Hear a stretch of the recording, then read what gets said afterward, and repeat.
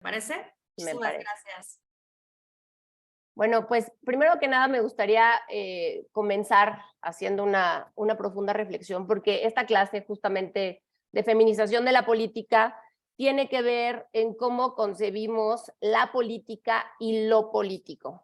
Alguien que esté aquí me podría decir si sabe la diferencia entre la política y lo político. ¿Alguien que quisiera participar?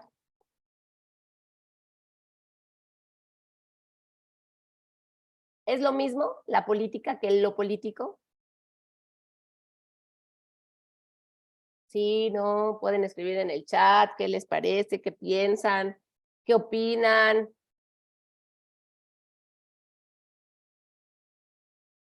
¿Alguien? ¿Ellos pueden activar el micrófono o no lo pueden activar? Sí, tienen los permisos.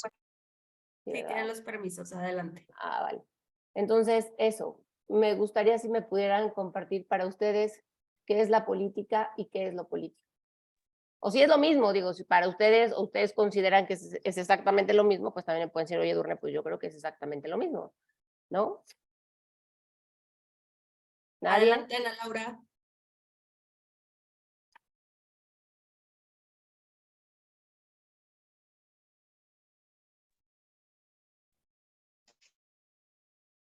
Buenas tardes a todas y a todos. Disculpen la voz, estoy un poco enferma, pero creo que la política y lo político es que tanto hombres como mujeres, desde donde nos encontramos, desde nuestras trincheras hacemos política. En lo que sabemos hacer, ya seamos maestros, secretarias, abogados, médicos, ingenieros, ingenieras. Creo que todas y todos desde nuestras trincheras hacemos política porque hacemos lo que más nos gusta. Y lo político es cómo lo que hacemos se refleja en nuestro alrededor, en nuestra comunidad, en nuestro estado, en nuestros municipios, en nuestro país. Esa es pues mi reflexión entre política y político. Muchas gracias. Dice Ayerim, aquí dice, la política como definición y lo político, el cómo se ejerce tal vez, ella me dice. No crean que aquí les voy a hacer un striptease, ¿no? Me estoy quitando todo de lo que vengo de la marcha. Pues miren, en realidad la política y lo político tiene que ver justo con dos puntos fundamentales y por eso hablamos de feminización de la política. En el feminismo decimos que lo personal es político y lo político es todo aquello que atraviesa el cuerpo de las mujeres, todo aquello que trastoca nuestro primer territorio y nuestras autonomías, nuestra autonomía física, nuestra autonomía económica y nuestra autonomía política. Eso es lo político. El sujeto político del feminismo somos las mujeres. Y la política, justamente, es lo que sucede en el espacio de lo público. Por eso hay que entender la definición de lo político y de la política.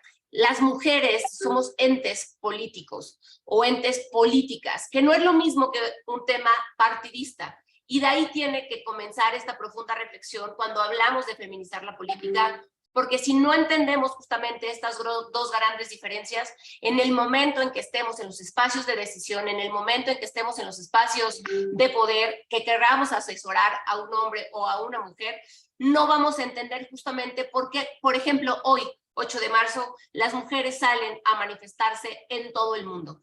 Y las mujeres salen a manifestarse y a ocupar el espacio público un 8 de marzo, desde hace 114 años, que comienza este movimiento, porque justamente lo político, que es lo que atraviesa la vida de una mujer, tiene que ver con absolutamente todo lo que la rodea. Y todo lo que la rodea es la política pública, es el presupuesto etiquetado con perspectiva de género, es la campaña de comunicación sexista, es el lenguaje incluyente, es el tema de no reconocimiento de los derechos humanos. Por eso entonces, este tema de lo personal es político, y aquí pone Lorena del Carmen, lo político sería inherente al ser humano como ser social.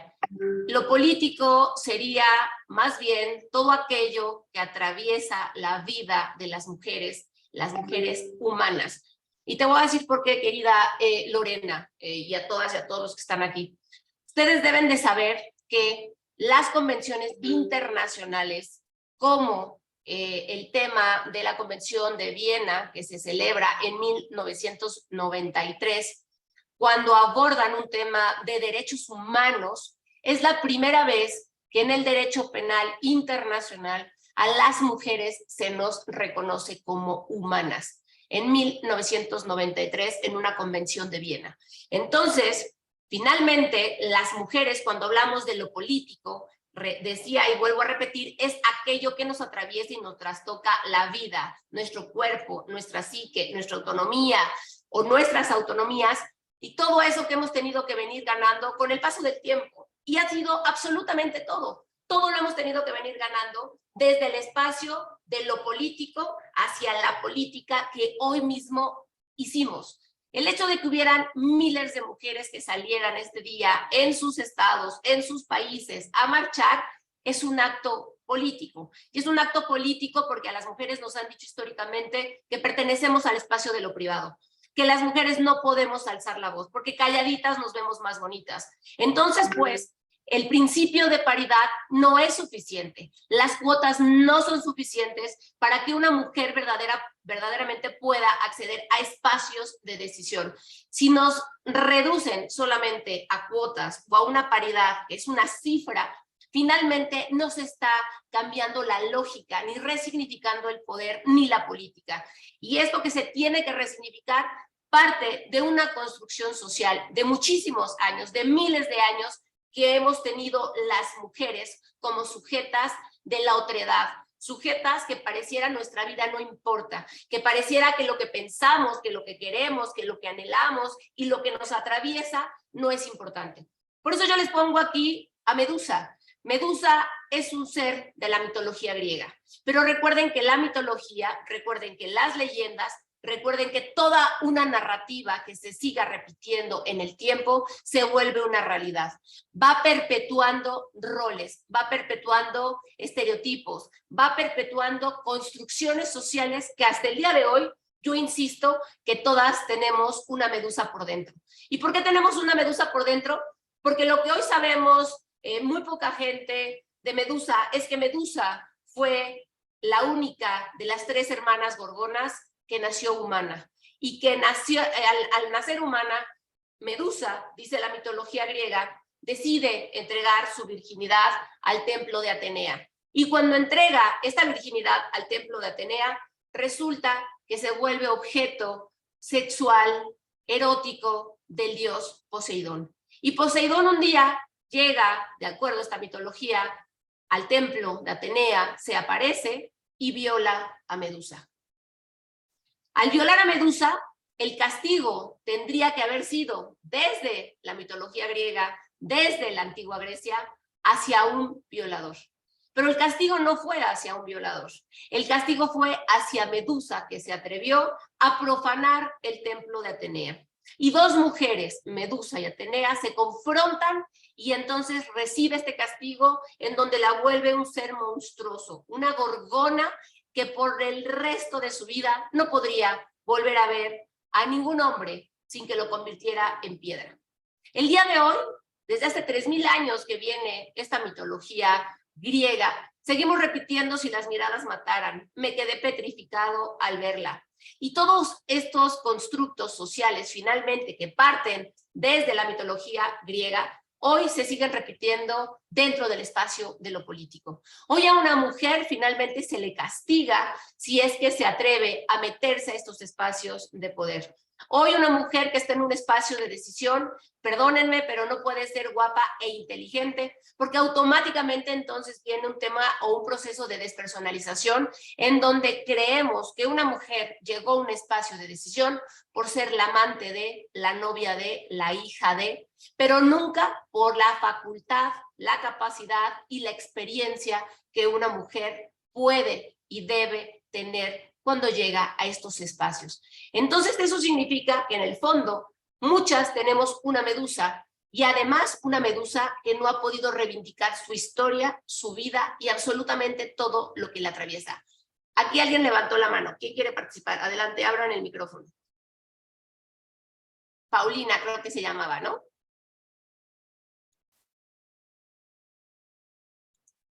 ¿No? ¿Ya no? ¿Ya bajamos la manita? Bueno. Sí. María Paula. Por favor, María Paula. Es muy interesante lo que estás diciendo. Hola, buenas noches a todos y a todas. Yo soy de Colombia y me llama poderosamente la atención cómo se repiten los patrones de violencia a lo largo del territorio en América Latina. Me atrevería a decir que es una realidad que nosotros vivimos como latinoamericanos.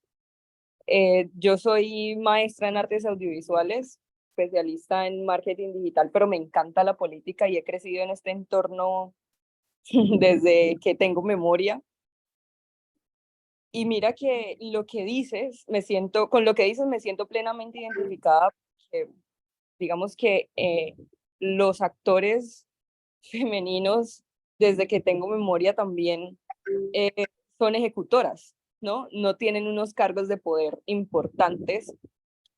Y aparte de que me gusta la política, naturalmente también me llama mucho la atención el tema del liderazgo. Y cuando he llegado a situaciones o a cargos vehementemente de poder, sufro las mismas la misma señal, ¿no? El mismo dedo apuntando. Es que, además, ustedes no me pueden ver, pero estoy tatuada, tengo 26 años. Entonces, una mujer preparada, joven, que le gusta la política y que además se siente identificada con los cargos de liderazgo y disfruta trabajar en eso, siempre, siempre, siempre, siempre no hay en un escenario que no lo hayan hecho, que pase exactamente lo que tú estás diciendo. Por eso me llama poderosamente la atención, porque somos de países distintos, pero sufrimos la misma violencia.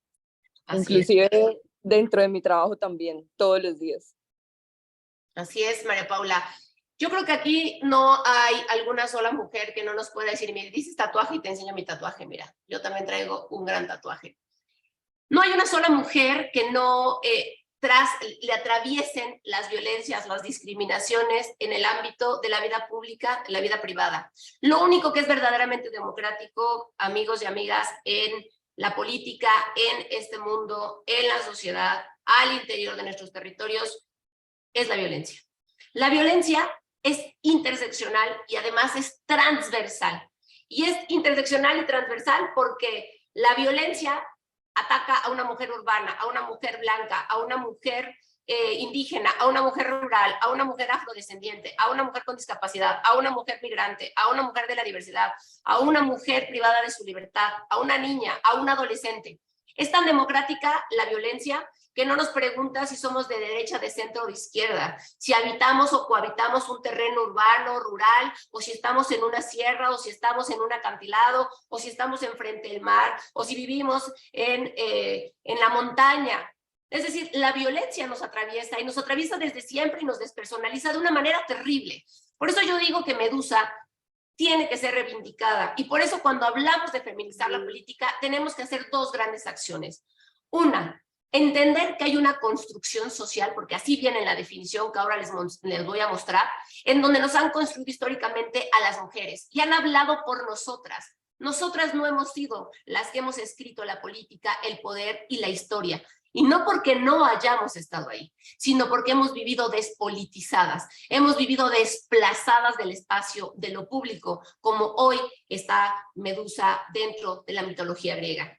Y hace falta entonces que todas nosotras, para no ser castigadas como seres monstruosos, porque pobre de la que se atreva a no cumplir el mandato, es castigada como Medusa.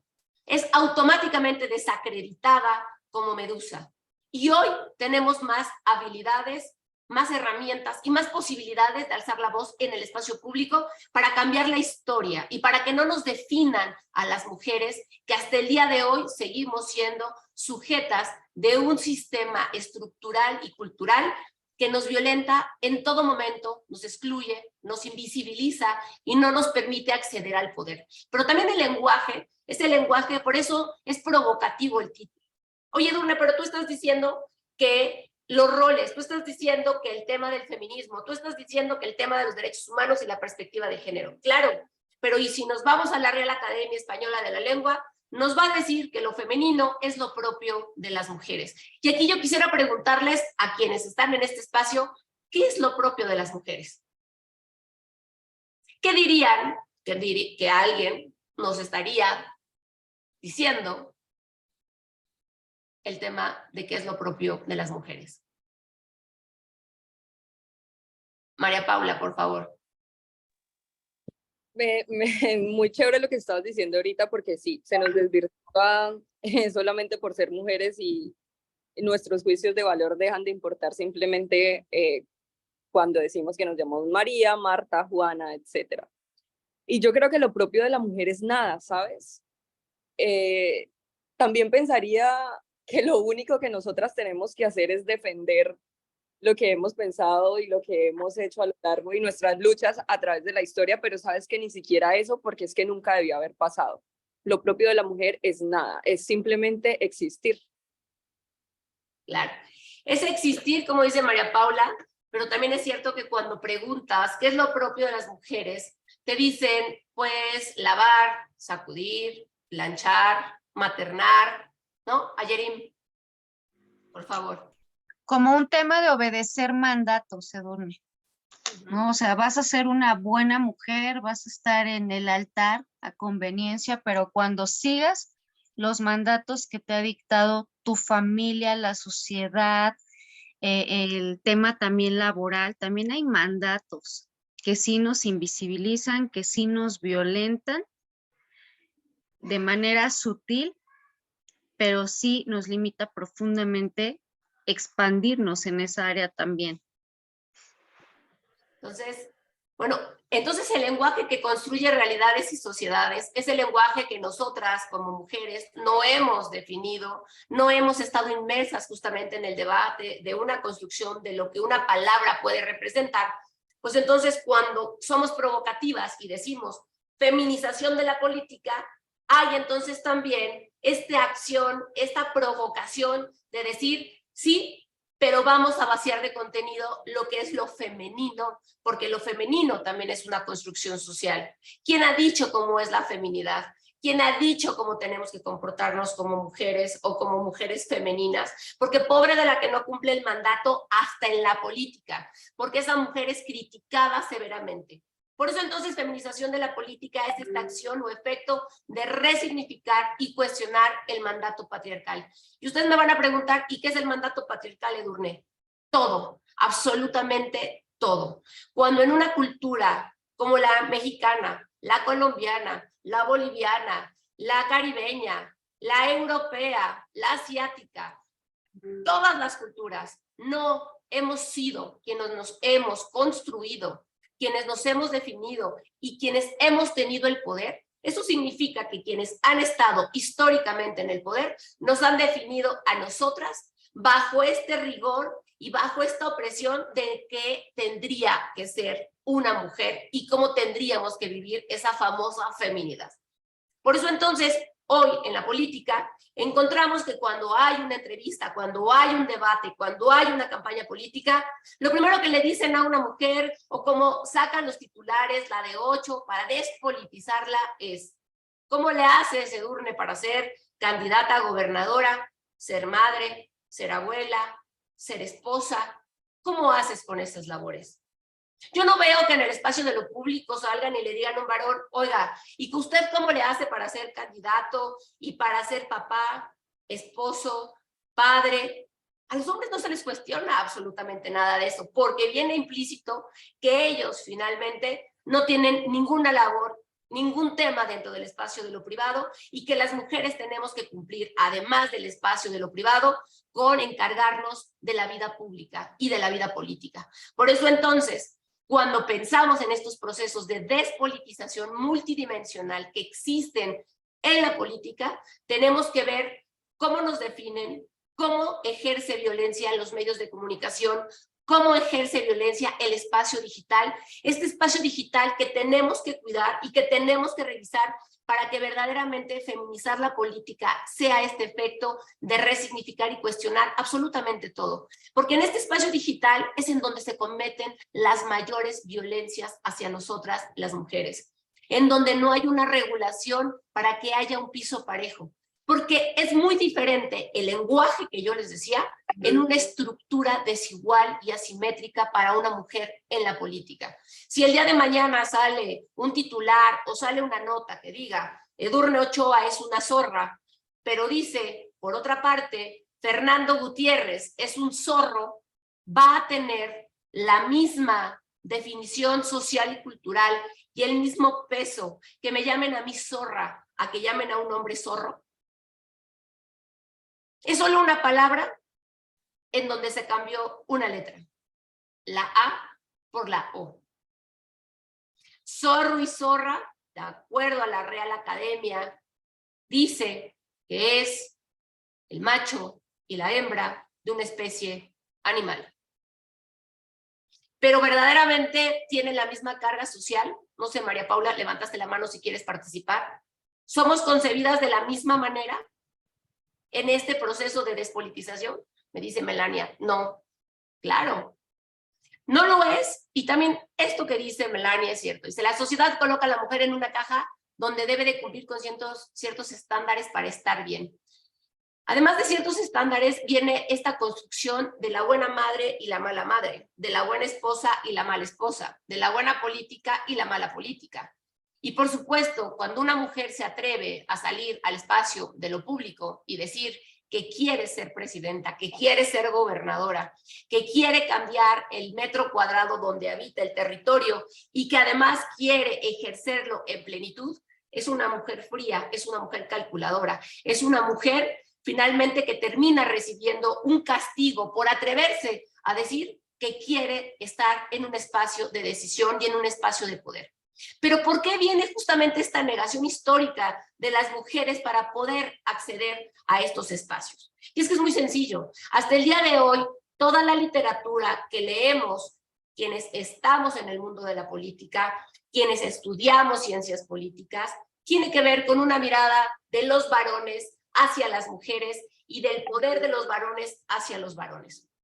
Aristóteles, este padre de la democracia, Aristóteles, este que escribe el Son Politicón, Aristóteles, este que nos lo hacen leer cuando estábamos en la academia de lo político o de las ciencias políticas, o que lo tenemos que leer como lectura obligada dentro de la universidad, dependiendo de lo que ustedes hayan estudiado, pero obviamente encaminado a temas políticos. Pues déjenme decirles que aquí Aristóteles, una de las grandes miradas machistas y misóginas que tiene y que tuvo Aristóteles, porque eran infinitas, decía que el papel de las mujeres era estar en el gineceo cuidando a los niños y a las niñas, aunque nunca pensando ni estudiando. Y también decía que las polis, como asociación soberana final y más perfecta en oposición a lo doméstico, era considerado como lo otro. Y en ese otro habitaban los débiles por naturaleza. Y entonces aquí encontramos justamente una definición, una construcción desde la antigua Grecia que sigue recayendo hasta el día de hoy. ¿A quiénes tienen que domesticar? Cuando tenemos que domesticar a alguien, ¿a quién domesticamos?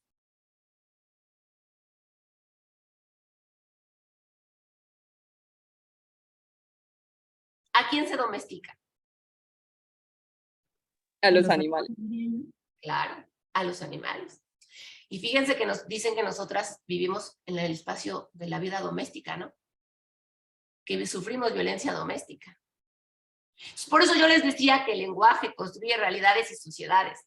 Si seguimos diciendo que vivimos en el espacio de lo doméstico las mujeres, pues entonces seguimos siendo animales. Y por supuesto que se sigue perpetuando esto que decía Aristóteles, jamás pensando y jamás estudiando. Pero además todavía algo peor, en donde habitan los débiles por naturaleza. ¿Y quiénes serían los débiles por naturaleza? Por supuesto que las mujeres. Hoy seguimos repitiendo que las mujeres somos el sexo débil. Y somos el sexo débil de acuerdo no a una construcción por un tema morfológico o antropométrico. Es decir, no porque yo no pueda hacer los músculos que puede hacer un hombre jalando pesas. Hoy me siguen diciendo y nos siguen diciendo el sexo débil porque toda la literatura que ustedes van a encontrar 300 años atrás decía que las mujeres éramos débiles mentales. Y esa debilidad mental llevaba, por supuesto, a no poder estudiar, a no poder ir a la universidad, a no poder hacer política, a no poder estar en una ágora política alzando la voz y dando un discurso y siendo grandes oradoras. Existe Hortensia, una gran oradora que estuvo también defendiendo los derechos de las matronas. Pero Hortensia, la historia la borró y la olvidó. Solamente pensamos en Marco Tulio Cicerón. Y hablamos de este gran orador cuando hubo una mujer que desafió al statu quo, al mandato, y se atrevió a ser una oradora, a ser abogada y defender los derechos de las mujeres. Pero la historia no nos lo dice porque, claro, tampoco quiere que haya mujeres en el espacio de lo público, en una ágora política, alzando la voz y defendiendo los derechos de otras mujeres. Y sigue conveniéndole decirnos que somos las débiles por naturaleza. Y esta debilidad mental, entonces, nos llevó a que hayamos tenido que conquistar absolutamente todos los derechos.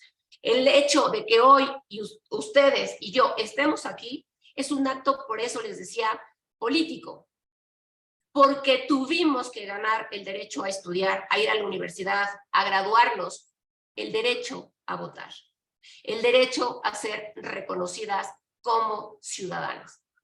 Aquí pongo una fecha de México, pero evidentemente todos los países latinoamericanos fuimos alcanzando y conquistando la ciudadanía plena.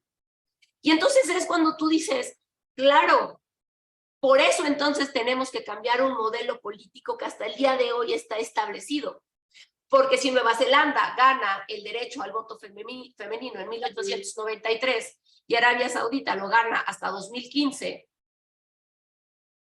y nosotras en 1953, y creo que por ahí Colombia también, ¿no? En el 55 creo que ustedes lo ganan.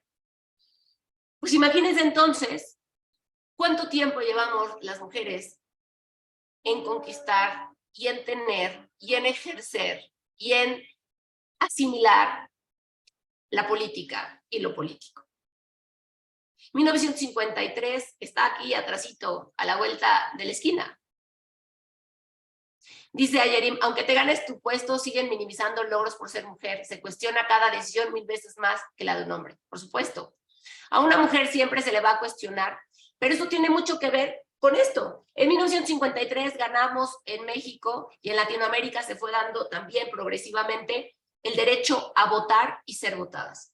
Si entonces llevamos tan poco en esta incipiente democracia representativa, en esta democracia que incluye a las mujeres, por supuesto entonces que tenemos que hacer una profunda reflexión de cómo se ha llevado la política y lo político hasta el día de hoy. Cómo las mujeres que somos la mitad de la población seguimos siendo desplazadas, no hay política pública, no hay presupuesto. Y claro, en muchos países todavía siguen luchando para pasar de un sistema de cuotas a una paridad constitucional. Pero en México, que tenemos paridad constitucional, déjenme decirles que no es suficiente. La paridad es el piso, pero no es el techo. La paridad es una representación numérica, pero esa representación hoy, quienes están en el mundo de la política y de lo político, nos niega la voz, la libertad, la autonomía y el voto, porque hasta el día de hoy seguimos estando bajo el yugo de un coordinador de un partido, de un dirigente de un partido, de una campaña sexista, de una campaña de contraste que nos violenta, que nos despolitiza y que es asimétrica para que nosotras no podamos llegar a esos espacios de poder y de decisión.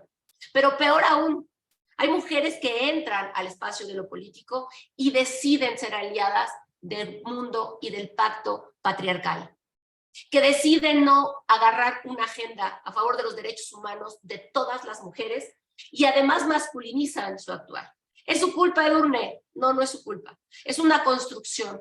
Es una construcción porque en un mundo en donde has tenido que colarte por las fisuras del patriarcado, entrar, destacar, alzar la voz, tener presencia, que te respeten y que lo que dices cuente y valga en una mesa, pues también has tenido que aprender a ser profundamente violenta, a ser profundamente machista, a aprender y entender y creer que el poder es horizontal, que el poder no se comparte, que el poder se arrebata. Porque ¿cuántas veces no nos hicieron leer a Sun Tzu, al arte de la guerra, a Maquiavelo, en donde nos dice que tiene que ser profundamente bélico y que tiene que ser profundamente duro el mundo de la política, con esta estrategia que además ataca de manera diferenciada, se los repito, a las mujeres.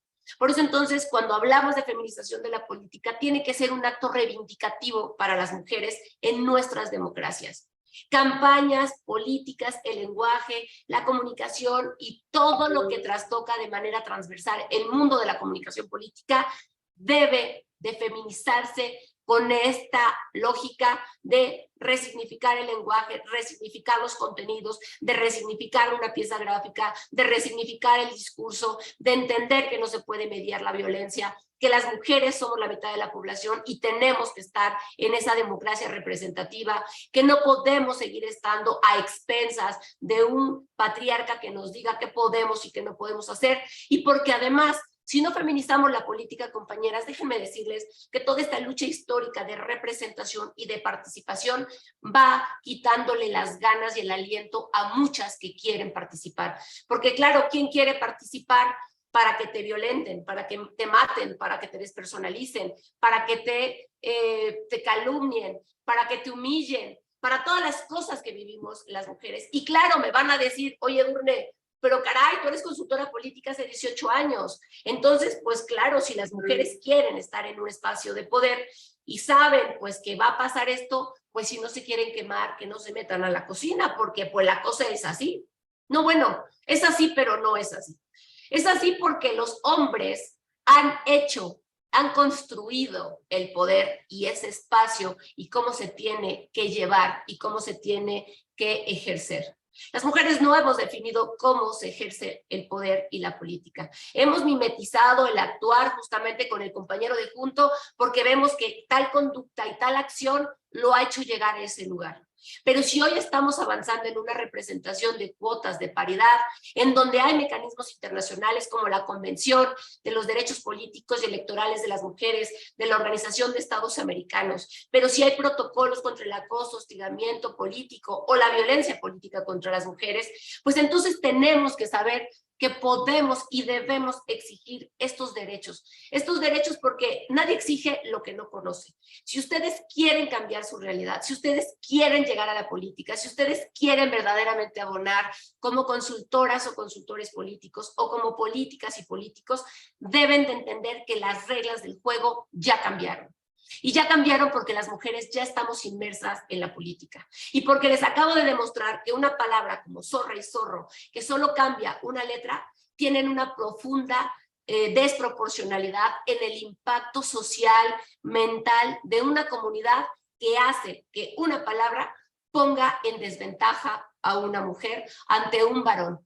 Pero todavía más allá de lo que tiene que ver con el lenguaje, tiene que ver con una profunda convicción. Ustedes como futuros personajes del mundo de la consultoría política o asesores, asesoras, estrategas, publicistas, personas que están en marketing, que lideran grupos de mujeres, deben de entender que para que pueda cambiar este proceso político, este proceso de poder, debemos de ser insurrectas, debemos de ser profundamente provocadoras y debemos entonces también de tener perspectiva de género, debemos de apostarle a los derechos humanos, debemos de apostarle a las convenciones internacionales, debemos de apostarle a la erradicación de la violencia política, debemos de apostarle a la erradicación de las campañas sexistas, debemos de apostarle al lenguaje incluyente. Y aquí en el lenguaje incluyente me parece que todavía sigue generando mucho escozor cuando decimos todas y todos. Oye, Edurne, es que va de nuevo. Es que todos es el general masculino de la humanidad y entran hombres, mujeres y tutimundi. Pues la realidad es que no. Y la realidad es que no porque lo diga yo, sino porque hay dos grandes experimentos, procesos, protocolos que nos hacen darnos cuenta que no es así.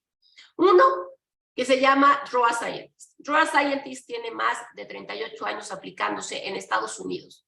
Lo único que sucede en este proceso, porque además el inglés es neutro a diferencia del castellano, resulta que son 4,800 pruebas en blanco, hojas en blanco, colores al centro, y a niños y niñas de primaria les dan esta sencilla instrucción. Draw a scientist, dibuja un científico. Tardaron 26 años en aparecer en estas 4,800 pruebas una mujer científica. Y entonces la representación importa. Y luego viene otro gran protocolo de investigación en Italia, en donde someten justamente el lenguaje y ponen palabras como presidenta, presidente, gobernador, gobernadora, director, directora, y ponen dos figuras, evidentemente dentro del binarismo, hombre y mujer. Y los niños y las niñas tenían que poner a quién pertenecía. Y resulta que en este protocolo en Italia, pues resulta que desafortunadamente también todo era hacia la figura de un varón. Los niños y las niñas no tenían la capacidad tampoco dentro del lenguaje de entender que había la posibilidad de tener una presidenta, una gobernadora. Y eso finalmente acaba de cambiar. Las leyes en México han cambiado para meter o introducir el lenguaje incluyente. Y el lenguaje incluyente, compañeros y compañeras, no es decir compañeres, no es decir todes, y no es hablar con una E, porque además está mal entendido el lenguaje incluyente. El lenguaje incluyente significa llevar lo femenino al espacio de las tomas de decisiones. ¿Y por qué de las tomas de decisiones? Porque si ya sabemos que hay estos estudios y protocolos dentro de la lengua y dentro de la concepción y asociación de figuras de poder, pues entonces hoy sabemos que, claro, conviene que siga siendo feminizado el lenguaje cuando somos cuidadoras, cuando somos azafatas, cuando somos enfermeras. Todo lo que tenga que ver con cuidados, por supuesto que puede feminizarse, pero nada que tenga que ver con el poder puede feminizarse, porque es un espacio que todavía creen que no nos corresponde. Por eso, cuando hablamos de lenguaje incluyente, hablamos de feminizar los espacios de liderazgo y de poder. Y cuando escuchen la letra E, están hablando de personas no binarias. La E solamente le corresponde a las personas de la comunidad LGBT+. Solo así y solo así es un tema de representación y de derechos humanos. Por eso entonces tenemos que tener esta interculturalidad, tenemos que tener minería de datos desagregada por sexo y por género. Hoy en Estados Unidos, cuando tú abres en Facebook una cuenta nueva, te da un display de 15 identidades sexogenéricas completamente diferentes. Ya no solo es hombre y mujer, masculino o femenino. Hoy tenemos que entender que el género es una construcción social, que ustedes y yo nacemos con sexo, pero el género te lo dota, te lo da una cultura. Por eso entonces es importante conceptualizar, porque si no conceptualizamos y queremos feminizar la política, va a haber una mala legislación, va a haber malas políticas públicas, va a haber malos marcos internacionales o jurídicos dentro de nuestro espacio de incidencia y vamos entonces a estarnos equivocando cuando instalamos las unidades de género o cuando decimos violencia de género, porque pareciera que género es igual a mujeres y la realidad es que no es así. Género es una construcción social en donde les decía, hoy hay más de 50 identidades sexogenéricas, por lo cual género no es lo mismo que mujer. Y no todas las mujeres somos amas de casa. Y pongo no todas las mujeres somos amas de casa a pesar de los cuidados dobles o triples jornadas, porque resulta que dentro de los estudios cualitativos y cuantitativos solo miden a las amas de casa. Como si no hubiera empresarias, como si no hubiera emprendedoras, como si no hubiera ingenieras o matemáticas o científicas o consultoras. Y eso significa entonces que el universo se va reduciendo cada vez más y no entendemos cuáles son las necesidades más sentidas justamente de un grupo poblacional que es la mayoría de la población y que somos las mujeres. Porque no somos un grupo vulnerable, somos la mitad de la población y hasta más en algunos países. Entonces, por eso es tan importante, pues, entender justamente que debe de haber un profundo compromiso, entender los conceptos, porque decimos cuando feminizamos la política, para politizar bien hay que teorizar bien, y teorizar bien te lleva a un profundo compromiso de lectura, de reflexión, de diálogo, y del respeto y el derecho a la diferencia, sí, solo sí, se basa en fuentes y en elementos que verdaderamente te lleven a un profundo análisis y a una profunda, en un profundo proceso de deconstrucción de todo lo que nos han impuesto y de todo lo que nos han dicho. Querida María Paula, por favor. Estoy absolutamente de acuerdo contigo y creo que sí, la política tiene una deuda histórica con nosotras. Quiero poner el ejemplo de una campaña política que se está gestando para la alcaldía en mi ciudad, en donde el rol juega un papel muy importante, porque según la sociedad, nosotros las mujeres tenemos que, como lo estábamos hablando, quedarnos en la casa, cuidar a los niños, no sé qué, y cuando nos salimos del molde, la consecuencia es el señalamiento, en fin, ¿no? Y como la burla social. Así es, se llama. Esta campaña de esta persona se pinta como un hombre familiar, que plancha la ropa, que lava los platos, y mucha gente dice, oh, qué buen hombre, ¿no? Cuando lo único que está haciendo es ser un ser humano funcional. Entonces, esta histórica con los roles políticos de las mujeres y sociales también. Así es profundamente violento. Claro, pero además completamente desigual, María Paula, todas y todos. O sea, también entonces tendrían que ponernos un monumento a las mujeres, porque lavamos, acudimos, planchamos, maternamos, educamos, hacemos la tarea y además salimos al espacio de lo público, fíjense ustedes, a disputarnos el poder. Pero claro, como dice María Paula, cuando hay un hombre haciendo estas labores que se supone pertenecen al espacio de lo familiar, de lo privado, pues hay un aplauso y hay un reconocimiento y casi, bueno, le ponen una estatua. Entonces tenemos que entender justamente que mientras no haya perspectiva de género, que mientras no entendamos estas desigualdades, que mientras no entendamos lo sexista, lo machista y lo misógino que es el poder, porque ese poder, amigos y amigas, compañeros y compañeras que están en este espacio, ese poder es ese que nos dice que no somos invitadas gratas. Es ese que nos dice que le hemos venido a arrebatar algo. ¿Y saben qué? Sí. Le hemos venido a arrebatar la mitad de todo. Y le hemos venido a arrebatar la mitad de todo porque somos la mitad de la población y nos corresponde la mitad de todo. Ni más ni menos. La mitad de todo. Y en ese proceso hay resistencias, hay discriminación y hay violencias profundas en una campaña política, en un gobierno, en donde hay mujeres que se callan todas estas violencias porque no saben que son sujetas de derechos políticos y electorales, porque en un partido político no ha llegado una regulación que se tiene que establecer forzosamente. Los partidos políticos son los primeros en violentar a una mujer candidata, son los primeros en desplazar a una mujer que gobierna en un municipio, en un territorio, porque todavía le sigue diciendo que llegaron gracias a ellos y que deben de poner tales o cuales puestos. ¿Qué pueden y qué no pueden hacer? Entonces, ¿de qué nos sirve estar en un espacio de poder si todavía no tenemos voz, autonomía ni libertad? Por eso la perspectiva de género es una herramienta que sirve a hombres y a mujeres para mirar estas desigualdades y que entonces ustedes de verdad se vuelvan copartícipes, responsables de las democracias que están construyendo. Nos llenamos la boca cuando decimos es que vamos a defender la democracia, es que queremos países demócratas, es que no queremos autoritarismo.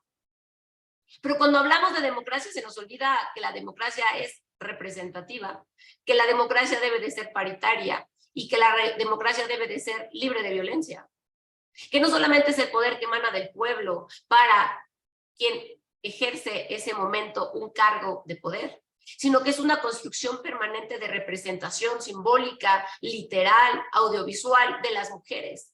Porque nadie va a poder estar en este espacio si no se ve representada, si no cree que puede ser la próxima gobernadora o candidata. Y la perspectiva de género entonces nos va a ayudar a mirar estas desigualdades y a tener este compromiso como consultoras, asesores, asesoras, etcétera, en el espacio que estén ocupando, para cambiar ese metro cuadrado, esa realidad que ustedes hoy están viviendo. Porque las deudas son históricas. Si hoy, ¿verdad?, hacemos y traspolamos la marcha del 8 de marzo, en donde hace 114 años mujeres obreras y sindicalistas salieron a exigir igualdad salarial, déjenme decirle que en todo Latinoamérica, el promedio latinoamericano de las brechas de desigualdad entre hombres y mujeres a nivel económico superan el margen del 25%. Y si nos vamos al interior de nuestros países, en donde están nuestras mujeres afrodescendientes, nuestras mujeres rurales, nuestras mujeres indígenas, la brecha de desigualdad salarial crece aún más. La OCDE ha marcado que el promedio que existe en Latinoamérica de mujeres con poder adquisitivo para poder tener autonomía política, porque claro, tú llegas, mujer, a un espacio político, pero si no tienes dinero, llegaste a estar como un florero. No vas a poder entrar a una campaña política que de por sí ya es desigual, que de por sí no has tenido la misma capacitación, formación, todos los estereotipos, todas las desigualdades, las ventajas de cuidado, pero además, ¿qué crees? Tampoco tienes dinero. Y entonces va a ser una campaña política anecdótica.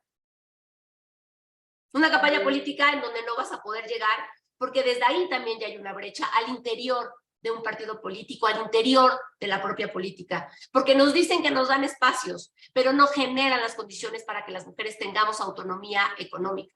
Y una mujer sin autonomía económica no logra la autonomía política. No la logra, no hay manera, no es posible. Entonces, si no tenemos esta perspectiva y no empezamos a darnos cuenta que la representación importa, que el tema justamente de esta construcción social nos ha desplazado y que tenemos que cambiar estas reglas del juego de verdad, de manera contundente, permanente, pues nos vamos a equivocar. Les decía, 114 años después, hoy seguimos saliendo a marchar y tenemos desigualdad salarial. Y tenemos además todas las desigualdades que ustedes me puedan enunciar. Entonces, ¿de qué estamos hablando en una democracia cuando hay desigualdad? Cuando hay violencia, cuando hay discriminación, cuando hay exclusión. Entonces, por eso, justamente hay análisis ya, hay estudios profundos de neuropolítica que nos dicen que sí importa la perspectiva de género, que la representación sí importa y que además influye en el electorado. Porque se cansan de decir que hay que ciudadanizar a la política. Y yo les diría aquí que para feminizar la política hay que politizar a la ciudadanía y sobre todo a la mitad que ha sido excluida, olvidada e invisibilizada históricamente, que son o somos las mujeres. Una mujer que conoce sus derechos es una mujer que verdaderamente puede cambiar su realidad. Y entonces, si hoy sabemos que las mujeres estamos cada día más informadas, si sabemos nuestros derechos políticos y electorales, entonces vamos a lograr aprobaciones de gobierno y vamos a generar aprobaciones de gobierno de una manera en que haya una democracia verdaderamente latinoamericana, representativa y sustantiva. María Paula, ¿quieres decir algo? No, qué pena, es que siempre se me queda la mano levantada, discúlpame. No, por no te favor. preocupes, pueden alzar la mano las veces que ustedes quieran. De eso se trata, de hacer una profunda reflexión y además de provocar. Si no provocamos esto, si no somos provocadoras las mujeres en el poder, nos vamos a quedar siendo la otredad. Nos vamos a quedar siendo quienes no decidan dónde queremos estar. Nos van a seguir construyendo porque déjenme decirles que además, etimológicamente, mujer viene del latín, que significa hablando o aguado, que es mulier. Y yo no sé ustedes, pero pues yo no me siento ni blanda ni aguada, ¿no? Y me queda claro que yo no me construí ni me definí como mujer. Fue Aristóteles, Platón, Sócrates y la historia de los hombres quienes han construido a las mujeres. Y entonces, en esta representación y en esta resignificación del lenguaje, me queda claro que todas las democracias van encaminadas a la paridad. Pero a la paridad sí, solo sí, hay verdaderamente libertad y autonomía. De lo contrario, nuevamente será un paso anecdótico y las mujeres no vamos a poder exigir nuestros derechos humanos y mucho menos exigir nuestros derechos políticos y electorales, porque nadie exige lo que no conoce. Pero lo que sí sabemos, y hoy tenemos en medición, y hoy tenemos como un profundo análisis, y aquí viene también para María Paula, que está en Colombia, y quienes estén en Colombia, hoy sabemos que la representación importa. Hoy sabemos que el lenguaje importa. Hoy sabemos que los neurosexismos, cuando son aplicados de manera estratégica, se ganan votos. Hoy sabemos que una mujer defensora de derechos humanos, precarizada, afrodescendiente o afrocolombiana, pudo llegar a un espacio de representación. ¿Y por qué logró llegar a un espacio de representación? Porque resulta que había un gran vacío de representación, justamente, o de representatividad de la gente más pobre, de la gente afrocolombiana, de las mujeres defensoras de derechos humanos. Este desprecio por la vida de las y los demás que menos tienen y estos grupos, estos sectores vulnerables. Entonces sí entendemos que si importa la representación, y hoy queremos un cambio en nuestras democracias, pues entonces esta interseccionalidad es muy importante. ¿Y qué es la interseccionalidad?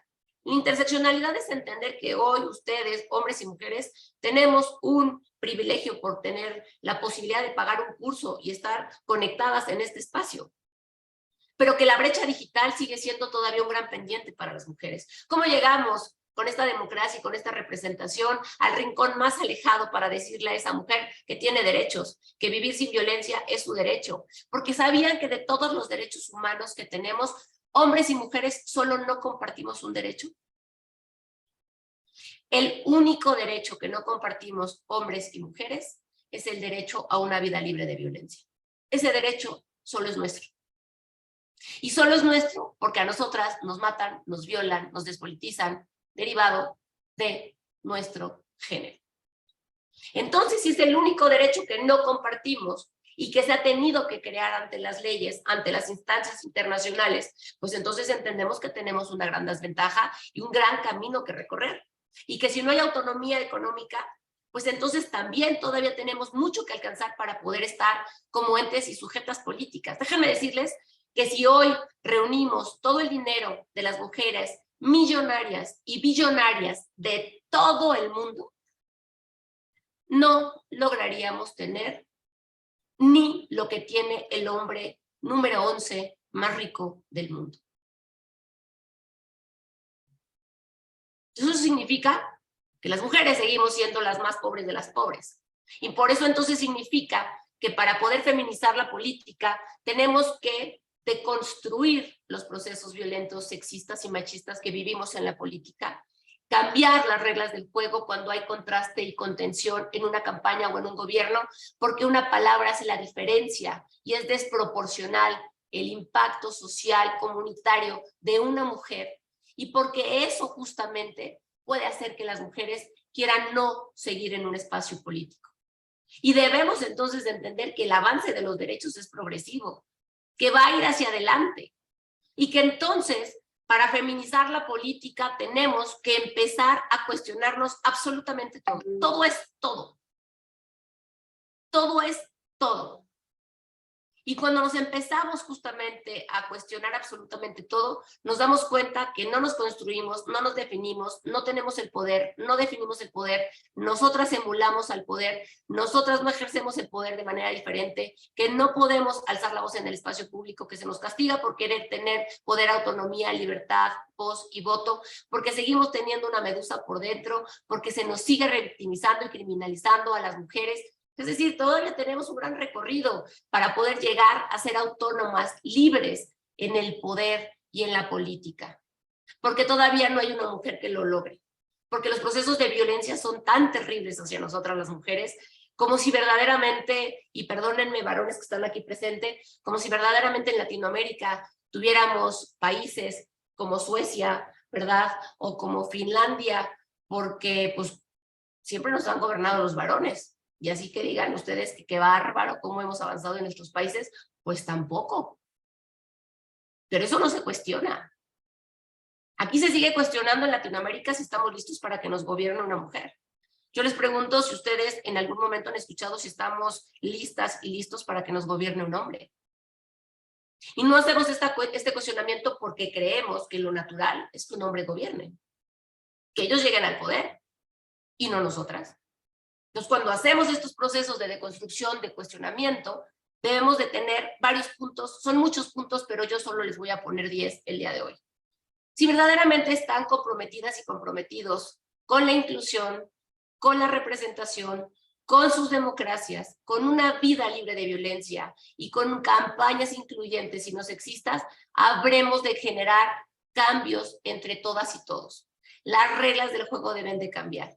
Las y los consultores políticos se tienen que cuestionar la forma tradicional de hacer estrategia, de bajar sus tácticas, porque hoy no estamos hombres contra hombres. Hoy estamos hombres concursando, compitiendo, buscando, aspirando, una contienda contra un varón que lleva una larga carrera y una gran ventaja, tanto política, tanto de conocimiento, de herramienta, económica, con muchas de las mujeres. No digo que con todas, con muchas. Uno, entonces, todas las mediciones que hagan de ahora en adelante, cualitativas y cuantitativas, deben de tener perspectiva de género y datos desagregados por sexo. Es importantísimo. Solo así vamos a poder segmentar, microsegmentar, nanosegmentar, betasegmentar y todas las betas, cosas, nanos que nos digan, ¿sí? Pero para las mujeres. Pero para entender cuál es esa necesidad más sentida de todos estos grupos poblacionales que somos las mujeres. Lo segundo es que la comunicación política y la propaganda debe de eliminar absolutamente todos los roles y estereotipos y también tener lenguaje incluyente. No puede ser que a estas alturas, en pleno 2023, sigamos viendo spots de campañas en donde hablan de la buena y de la mala. Son estereotipos asignados de buena madre y mala madre, buena esposa, mala esposa, en donde se nos sigue dividiendo, en donde se nos sigue condicionando y construyendo. O no podemos seguir viendo spots en donde las mujeres están en la cocina diciendo que además de ser buenas madres van a estar en el espacio de lo político. No podemos hacerlo. Eso ya no lo podemos hacer. Porque hoy entendemos que la representación importa. Porque hoy ya entendemos entonces que lo que ponemos, que plasmamos, construye finalmente o influye en el electorado. Las mujeres deben de ser representadas con miradas interseccionales e interculturales. ¿Por qué? Porque en Latinoamérica hay grupos todavía muy amplios indígenas. Hay comunidades afrodescendientes. Porque hay mujeres rurales. Y porque hay mujeres migrantes con discapacidad, de la diversidad, de la tercera edad, etc. Y si no las volteamos a ver, nos vamos a equivocar profundamente en este proceso para feminizar la política e incluir a todas las mujeres y no dejar a ninguna atrás. Entonces, la agenda de campaña o el plan de gobierno debe de obedecer a las necesidades de la mitad de la población. ¿Y quién es esa mitad? Pues no son los hombres. Ya obedeció durante muchos siglos a esa mitad de la población. Hoy toca que obedezca a nuestra mitad de la población, que somos las mujeres. La paridad debe de ser efectiva en campaña y en gobierno. Ustedes no pueden pretender hacer una agenda o toda una discursiva o toda una narrativa de derechos de las mujeres cuando no están pensando en la representación ni en la paridad. Por eso salimos y decimos, sin mujeres no hay democracia. Nunca más sin mujeres. Porque no estamos representadas, solo estamos en el discurso, pero en los hechos no estamos. Y alguien que no muestre esta voluntad para tenerla en un equipo de campaña, para transversalizar esta paridad, es alguien que realmente no confía y no cree que las mujeres tengamos la capacidad de estar ocupando estos espacios de poder de decisión, sino que deberíamos de estar en los roles tradicionales, que es llevando la imagen o es llevando algún tipo de cosa de comunicación ínfima, pero no en los espacios torales fundamentales y trascendentales que verdaderamente podrían cambiar la vida y la realidad de las democracias que hoy mismo estamos construyendo. Entonces, por eso es importante verlo desde este punto. La violencia política contra las mujeres en razón de género se debe de visibilizar, no se puede normalizar y se debe de erradicar. En muchos países latinoamericanos seguimos todavía con los protocolos de acoso y hostigamiento político. Todavía no damos el salto cuántico a la violencia política contra las mujeres en razón de género, ni la logramos tipificar y sancionar. En México ya se logró tipificar y sancionar, pero ¿saben qué? Tampoco procede. Tampoco procede porque un JDC, porque una denuncia de violencia política contra las mujeres en razón de género, más o menos te cuesta 150,000, 180,000 pesos mexicanos, dólares, voy a pensar en dólares, casi unos $8,000 te cuesta llevar un proceso como este. ¿Y cómo vamos a hacer si las mujeres no logramos todavía tener autonomía económica? Entonces, ¿cómo nos defendemos? Entonces, este es un gran juego perverso. ¿Quieren concursar? ¿Quieren estar? ¿Quieren alzar la mano? ¿Quieren participar? Bueno, esto es lo que hay, señoras. mujeres. Y sigue entonces habiendo un piso completamente desproporcional y disparejo para nosotras. Por eso, toda violencia política contra la mujer en razón de género, acoso o hostigamiento, dependiendo de sus países, se debe de denunciar, se tiene que visibilizar y se tiene que llevar a un proceso en donde haya consultoras y consultores políticos que le apuesten a feminizar la política, primero para que eso ya no pase, pero si llega a pasar, para que acompañen en ese proceso, para que le brinden atención a esa mujer, porque un caso de violencia va a destapar miles de casos de violencia política contra las mujeres. Y hasta que no haya castigos ejemplares, la violencia se va a seguir perpetuando en campaña y en los gobiernos. El equipo de comunicación, campaña, gobierno debe de estar en constante capacitación. El tema de la progresividad de los derechos humanos, el tema de los marcos internacionales, el tema de los marcos locales, el tema de la regulación, de las leyes, todo eso lo tenemos que conocer.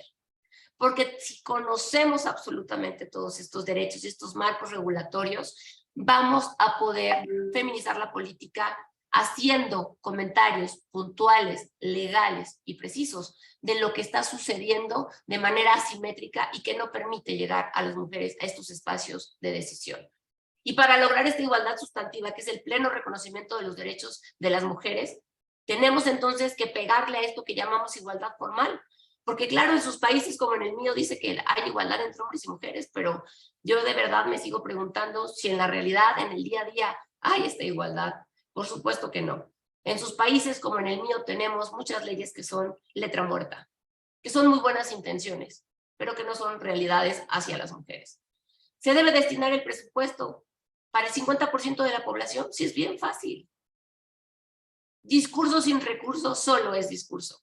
En toda Latinoamérica no hay un solo gobierno que haya destinado hasta el día de hoy, de acuerdo al último corte que tuve en enero, ni el 5% de su presupuesto para las mujeres. No lo etiqueta, no lo destina, porque no somos importantes para ellos. Porque la vida de las mujeres atraviesa un profundo desprecio. Y si no tenemos recurso dentro del propio gobierno, etiquetado para acciones específicas de liderazgo, de prevención de la violencia, de leyes, de igualdad sustantiva, de política pública, de acciones afirmativas, etc. Es más, de campañas de gobierno con perspectiva de género. Pues jamás vamos a lograr alcanzar esta igualdad sustantiva. Jamás vamos a poder cerrar las brechas de desigualdad. Dice el Banco Interamericano de Desarrollo que en países latinoamericanos, o sea, donde vivimos y habitamos todas y todos, vamos a tardar más de 300 años en alcanzar la igualdad entre hombres y mujeres. Así que yo creo que ustedes y yo no tenemos tiempo como para estar esperando 300 años para ver si logramos las mujeres entrar al espacio de lo político y transformar nuestro entorno, nuestro metro cuadrado y nuestra realidad. El 9 dice, ningún violentador o agresor puede estar en el poder. En comunicación política decimos que como llegas, gobiernas. Un violentador, un acosador, un agresor, un violador sexual no puede ser candidato. Y hoy tenemos a violadores, acusadores, pederastas, pedófilos en puestos de poder. Esto no puede ser posible. Porque si ya abusaba, imagínense teniendo poder. Entonces también hay que generar candados para saber quién va a llegar a gobernar y cómo va a llegar a gobernar. Porque alguien que desprecia la vida de una mujer es alguien que seguirá despreciando la vida, la autonomía y la independencia de una mujer.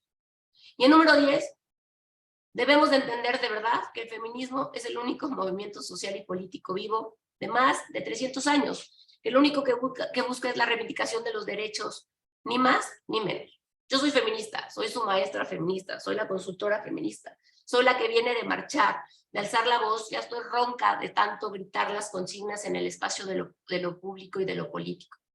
Y salgo a marchar porque 1 es un acto político, 2 es un acto reivindicativo y 3 es también un llamado a las autoridades para que hagan lo que tienen que hacer porque es su responsabilidad. Finalmente, se asuman o no feministas o aliados del feminismo, deben de entender que todos los derechos que tenemos hasta el día de hoy han sido gracias a las luchas feministas.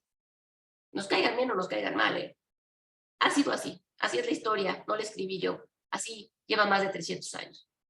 Entonces, cuando hablamos de feminizar la política, es pensar en este 50% de la población, ese que salió hoy, a inundar el mundo con una ola violenta. Porque no hay un solo espacio en donde no nos maten. Miren, hoy ya son las 8:40. Hoy, en Latinoamérica, en México, asesinaron a varias mujeres por el simple hecho de ser mujeres. En mi país, como en Colombia, se cometen 10 feminicidios diariamente. Por eso salimos a marchar.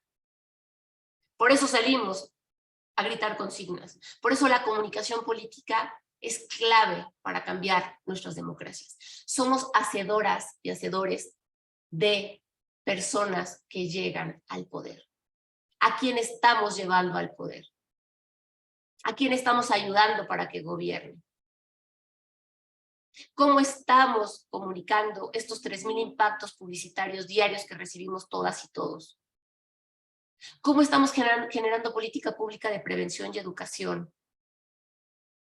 Estamos solamente cobrando y llegando a ser consultoras o consultores por llevarme un dinero y a mí me da igual si destrocé la democracia, si llegué, polaricé, violenté, despoliticé a las mujeres. Porque entonces eso no es tener un profundo compromiso con la democracia como consultoras y como consultores políticos. Por eso entonces hay que apostarle a la democracia participativa, representativa, transformar nuestros países para que haya avances sustantivos a favor de la representación y el poder de las mujeres, pero resignificándolo profundamente. Yo estoy segura y estoy convencida que cuando más mujeres lleguemos con perspectiva de género, sabedoras de nuestros derechos humanos, hagamos campañas incluyentes y no sexistas, le apostemos al lenguaje incluyente, conozcamos los marcos internacionales, alcemos la voz, nuestra democracia y nuestro territorio va a cambiar, porque somos tejedoras de paz, porque buscamos la igualdad entre hombres y mujeres, y porque también estamos en profundos procesos de deconstrucción. Así que aquí ustedes deciden. Yo vengo a hablarles de lo que yo sí estoy haciendo, de lo que yo sí me estoy comprometiendo, de lo que yo sí estoy apostando y en donde estoy poniendo mi cuerpo, mi vida y mi integridad, porque ser defensora de derechos humanos, ser consultora de política, apostarle a una nueva forma de resignificar el poder, lleva profundas violencias y profundas discriminaciones y profundas críticas, porque estoy cuestionando lo que nunca han cuestionado, que es la comodidad del poder.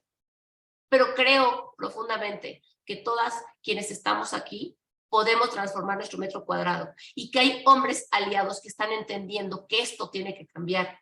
Porque las generaciones que vienen atrás, las que todavía no votan y nadie les habla, esas generaciones ya están hablando de estos temas. Estas generaciones ya están saliendo a marchar. Estas generaciones ya están saliendo a exigir sus derechos. Y tarde o temprano la realidad nos va a alcanzar. Así que si desde hoy feminizamos la política, vamos a volvernos parte de la historia. Y no sigamos siendo simples observadores o observadoras, porque las democracias serán con las mujeres o no serán. Porque las democracias serán representativas o no serán. Porque las democracias serán paritarias y libres de violencia o no serán. Así que yo los invito a que sean verdaderamente constructoras y constructores de una democracia libre de violencia, no sexista, paritaria y que represente absolutamente a todas las mujeres. Y digo las mujeres porque somos a las que históricamente la vida, la construcción, el sistema y la cultura nos ha olvidado. Apostemos a feminizar la política, no tengamos miedo. Seamos provocadoras y provocadores, seamos insurrectas y insurrectos. Solo así se han dado los grandes cambios en nuestros países, en nuestros territorios. Y hoy ustedes pueden ser los próximos y las próximas consultoras insurrectas y provocativas que cambien la democracia y la realidad de la mitad de la población, que son las niñas, las jóvenes y las mujeres. Muchísimas gracias.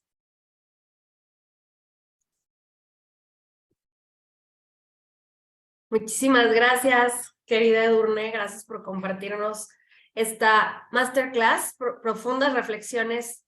Sin duda me gustaría abrir por una última ocasión el micrófono para las asistentes, los asistentes que estén por aquí.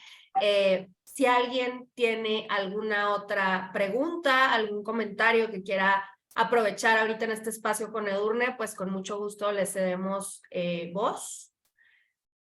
Nada más levanten la manita o prendan su micrófono.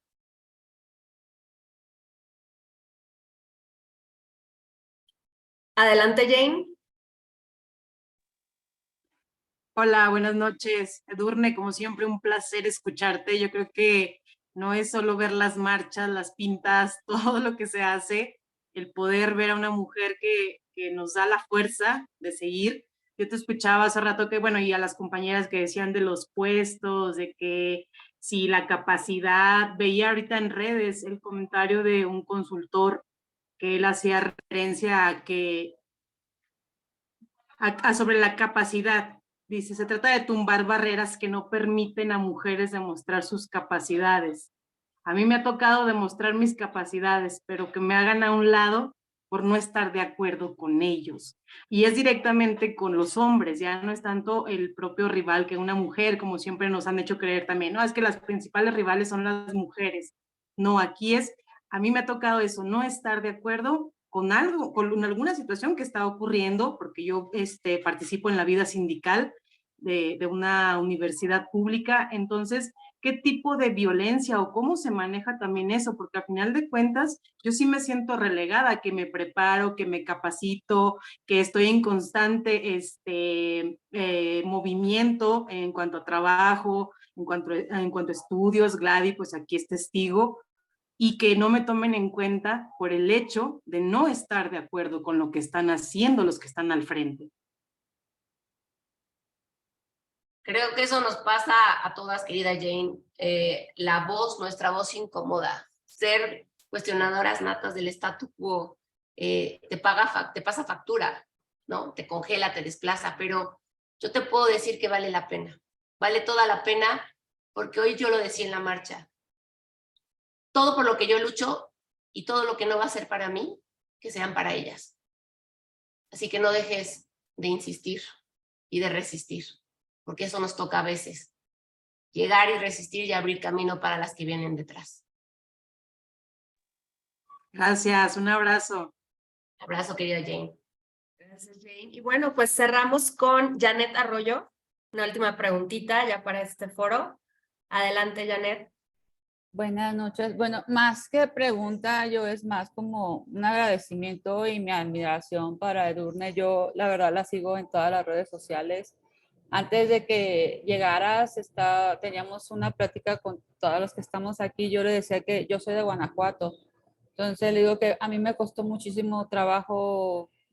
Bueno, ahorita estoy aquí y me ha costado muchísimo trabajo que aquí en Guanajuato, machista, misógino número 1, puedan creer en ti, ¿sabes? Yo me tuve que desplazar de aquí de Guanajuato a la Ciudad de México, pues literal, para alcanzar mi sueño de poder entrar en este tema de la consultoría y en el tema de la política, porque pues a muchos, a mí sí me tocó mucho de que si estás en política es literal porque o te acostaste con un político, estás con un político o algo hiciste para poder llegar a tener algo, ¿no? Entonces, yo cuando la empecé a seguir en redes sociales y veía la lucha, siempre estoy como viendo qué está haciendo y todo eso. Para mí sí es, digo, sí fue cuando vi esto de que estaba con ella, dije, sí, pues obviamente voy a estar.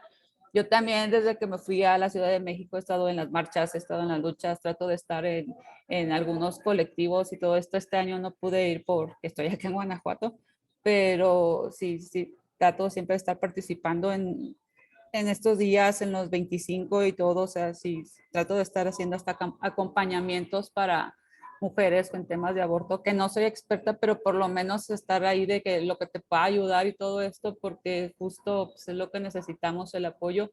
Y sí, digo, más, o sea, es eso, o sea, yo sí te sigo en redes y la verdad para mí sí es algo de inspiración de que las mujeres sí podemos y sí sé lo que se siente que te digan literal hasta feminazi y todo eso, ¿sabes? O sea, todo lo que te dicen es como de, no manches, ¿en dónde? Y así, y la verdad, por ejemplo, aquí de donde soy, sí ya me conocen más que porque según yo también quemo monumentos, que ni al caso, o sea, yo no lo critico, a mí me encanta, pero porque lo apoyas ya te dicen eso, ¿no? Entonces a mí me encanta que me tengan ahorita en ese concepto aquí de donde soy y que vean ahora, después de tanto tiempo que he regresado, que vean y digan si lo hizo por ella, pero sí me costó muchísimo trabajo que pudieran reconocer que me esforcé, que estudié, que sigo haciéndolo y que no fue simplemente porque entre comillas, me acosté con algún político, que es lo que siempre te dicen a las mujeres.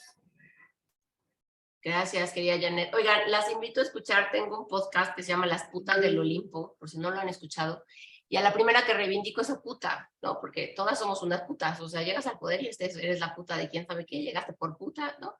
Y puta era una semidiosa de la mitología griega. Las invito a escuchar ese podcast porque reivindico a Puta, a Lilith, a Pandora, a Medusa, a Eco.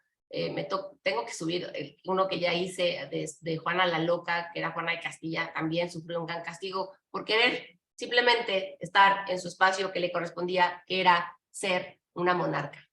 Y también la tildaron de loca. Entonces, todas estas construcciones, Janet, amigas, todas, amigo, acá hay Hugo, gracias por quedarte, Hugo, porque necesitamos aliados que les atraviesen estas cosas. Vamos a tener todavía que dar muchas batallas. Faltan muchas, Jan. O sea, no te voy a mentir, no te decir ya, vivimos una cosa maravillosa en Latinoamérica. La realidad es que no. O sea, todavía vamos a tener que atravesar cosas, pero vale la pena, ¿sí? Creo que apostarle a esto, lo que Gladys está haciendo aquí, apostándole a la comunicación política de esta maestra feminista insurrecta y otras más que tenemos, es creer que las cosas pueden cambiar. Porque se podía quedar Gladys en la comunidad de su lugar y decir, no, pues los típicos de siempre y estas cosas no van a cambiar. Ella desde su metro cuadrado está haciendo lo que le corresponde, yo desde el mío, tú desde el tuyo, todas seguramente desde nuestro metro cuadrado estamos haciendo lo que nos toca porque podemos liderar, porque estamos capacitadas, porque tenemos la formación, es más, tenemos más formación que ellos, porque como no nos la creemos y nos llega el síndrome de la impostora, estudiamos 80,000 diplomados, nos metemos en 50 maestrías y todavía creemos que no estamos listas, imagínense.